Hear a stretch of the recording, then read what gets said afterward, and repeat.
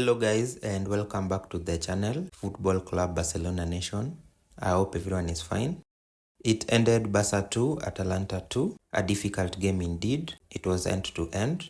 Round 8, all the games were played at the same time. We finished second in the table. We said we still had the chance to be at the top of the table. We lost that chance. And it's like everybody knew we were fighting for the second place. I know Flick is poor in stats, but when I heard him say that we are hoping to finishing second, I was like, don't you see there's still a chance with our goal difference? If we could win and Liverpool to lose, Liverpool lost, we drew. But this is just the beginning of the next round. Still a good position. We are going to be drawn either Liverpool or Barca. So it's still the same. We'll come to that. All the match reactions and the next stage after these results discussed. So let's get ready and let's do this.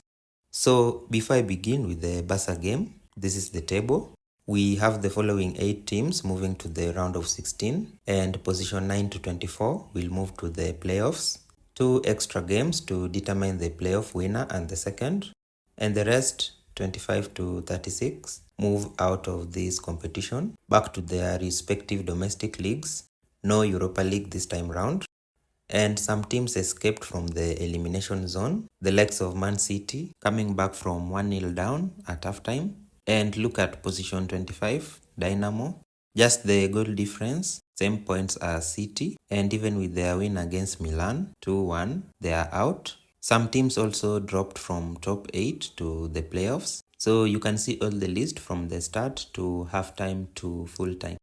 Now coming to us, I'll begin with the starting 11.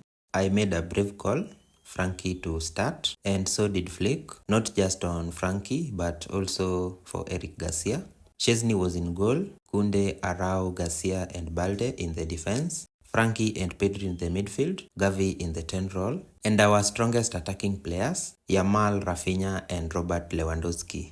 So it's 10 out of 11 for the predictions. Eric Garcia for Pau Kubasi, who got some rest. No Iñaki Peña, no Ansu, no Pablo Torre, just a notification. That's another topic. So let's get to the first half. So this is another game tough to analyze. It was a first game, one touch, end to end. Atalanta started very well. We know how defensive they are and also how fast they can break in transition. In the 10th minute, they launched a counter-attack on us. It was a shaky start until Frankie said, no way. He made a good recovery and in a blink of an eye, we were the ones on the counter-attack. Yamal wide, he cuts inside on his left. It was 1-0 in my books, in my head. The shot went just wide, a missed opportunity. What a goal it could have been, but that was not the end of him. We said we wanted to see some magic. We'll come to his goal in the second half. But in the 26th minute, I believe we all saw the magic, though it didn't end as a goal, but its brilliance was once again displayed. The first half was full of high concentration, kicking the ball, not the best. We tried to keep them offside, 4 in the first half. Long balls, lots of tackles for winning the ball. It was an end-to-end game. We also had some good recoveries. And now moving to the second half, something changed for sure. And even though in the end we did not win, this team showed us it can be the best. It was one-touch football, and a minute in, we were 1-0 up. It starts with Balde. He makes a brave pass to Lewandowski, who was dropping in the mid area. Lewandowski, one-touch ball to set up Rafinha on the left wing. He's already making the run, Rafinha. And Rafa, one touch through pass into the other wing. You can see Yamal is free and makes the run into the box. He gets the ball before the keeper and the defender, or whoever this was. So they're a very defensive team. I was concentrating on how this ball would end up into the back of the net. One touch finish was not achievable this time round. His first touch, a brilliant touch to move away from the defender. It's not job done yet. He had to slide before it could be cleared. 1-0 up and Yamal rose to the occasion. We want to see more goals from him and we are clearly starting to see that. In the 50th minute, I want to talk about Rafa. Atalanta had a counter. One of their players was offside. He steps down. Arau and the backline know he is off, but then another player continues with the run from an onside position. And look at Rafa. He's not claiming any offside for Atalanta. He runs as if we were the ones attacking. The shot is poorly saved by Chesney. Look at this. and assume Rafa was not available in this space. He's the first to win the ball, and this is our number 11. I play the same position, by the way, and let's just appreciate Rafa for being on all the departments of the pitch. It takes a lot of intelligence and hard work to be able to achieve this.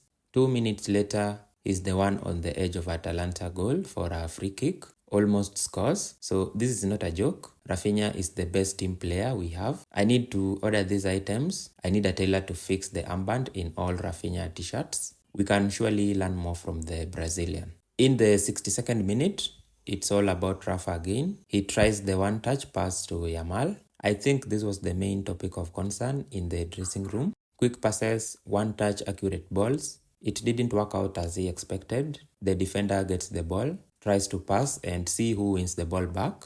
I urge you to go and watch back all the videos to fully understand the importance of Rafinha. He sets up Yamal, who tries a shot with the outside of the boot. It's saved. What do you think he should have done? Squared to Rafinha. This was a great position on his left to pass it to Rafinha. But in football, you have only a second to think and execute. That's why they train every day. But a nice attempt by Yamal. He himself knew he would have done better, but if it went in, he would have then had done better. 4 minutes later, they equalized 1-1. We left them to take this shot. Szczesny could not do anything. I'm going to blame the entire team for this. Then in the 70th minute, a corner for us. Who is responsible for taking it? It's Rafinha again. He finds the perfect cross to Arau. Flying header, and we were flying 2-1. Another assist for Rafa.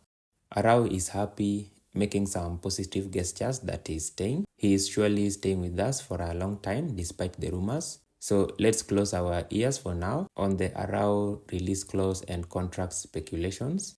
And at this time, we were at the top of the table. I didn't get the chance to see the table. This game was so intense that I only believe Liverpool were still 3-2 down. But with our goal difference, the belief was actually a fact. Then we lost the lead, both against Atalanta and in the Champions League table in the 70th minute. They found a cross. It looks like a guesswork just because they are not playing for Barca. But jokes aside, this was a very intelligent cross. What matters is who gets the ball first and who is quick enough to claim it again. Through the legs of Szczesny, and we were 2-2. We didn't give up. We almost made it 3-2 with Ferran. An intelligent attempt, right? A free kick in the 93rd minute. Rafa once again. It bounces to Pedri and Ferran had the shot saved. That was that. Next round in the Champions League, round of 16, I'll briefly explain.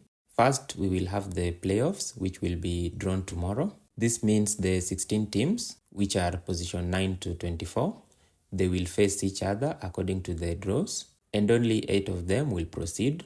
So teams in 9 and 10 will face teams in 23 and 24. Teams in 11, 12 faces teams in 21 and 22. Teams in 13 and 14 will face teams in 19 and 20. And lastly, teams in 15 and 16 will face teams in 17 and 18. So to mention an example with this, 15 and 16 are PSG and Benfica respectively. So they will face 17 and 18, which is Monaco and Brest. The knockout playoff winners will face the already qualified teams. In this case, whoever wins will face either first or second, Liverpool or Barca. So to avoid all the speculated combinations, these are the 4 possible opponents, and we will know the whole format tomorrow after the draw. This is the new format. Let's see how it plays out. 2 extra games for the playoffs. I'm sure the players and the managers have different perspective on the 2 unnecessary games to determine the round of 16. And the fans who think the same, I included. Although my team has done great to avoid these 2 unnecessary games, the rest are basically here for maybe entertainment and money. That's it. We'll know the exact order. So that wraps up the match review. The Champions League is now beginning.